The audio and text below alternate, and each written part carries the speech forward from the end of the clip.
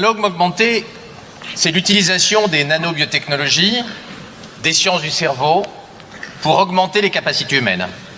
Alors il y a un versant sur le corps, c'est l'homme bionique, c'est l'homme rendu immortel, qui est développé notamment par la filiale de Google destinée à euthanasier la mort, qui s'appelle Calico. Et puis il y a le versant spirituel et intellectuel qui est la neuro-augmentation, c'est-à-dire l'augmentation des capacités intellectuelles par une voie biologique ou par une voie neuroélectronique. Aujourd'hui, la voie la plus importante, c'est la voie neuroélectronique avec deux grandes offensives industrielles.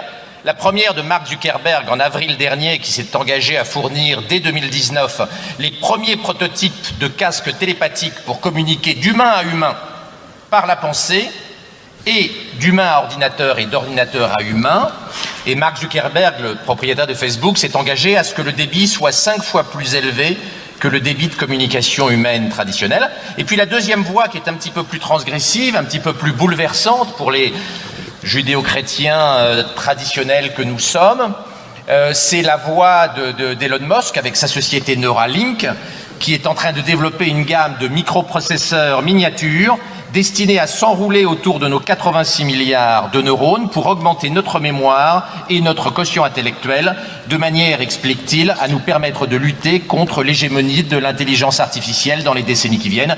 On voit que Tesla, Elon Musk et Zuckerberg, Facebook, nous dessinent un univers d'hommes augmentés, d'hommes cyborgs, d'hommes ayant des capacités intellectuelles plus fortes qu'aujourd'hui, ce qui est bouleversant d'un point de vue philosophique, politique, mais avec également des implications économiques majeures, vous pouvez l'imaginer. D'abord, il faut beaucoup d'intelligence artificielle et d'intelligence pour comprendre le vieillissement, qui est d'une complexité inouïe. Vous savez que le séquençage ADN, tout seul, c'est 20 000 milliards d'informations.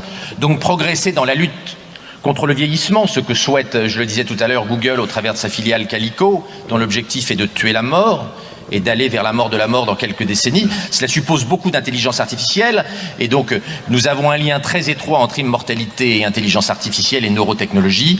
La mort de la mort suppose un développement massif des technologies d'industrialisation de l'intelligence. Derrière, nous avons deux problèmes.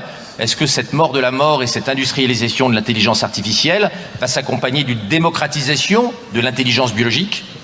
Et puis il ne faudrait pas non plus que toutes ces technologies conduisent à la mort de l'homme et à un monde où l'homme n'aurait plus sa dignité, ne serait plus qu'un instrument technologique au lieu d'être ce qu'il doit rester, c'est-à-dire un élément pensant, un élément philosophe qui n'est pas uniquement fait de matière technologique et pas uniquement fait de business model.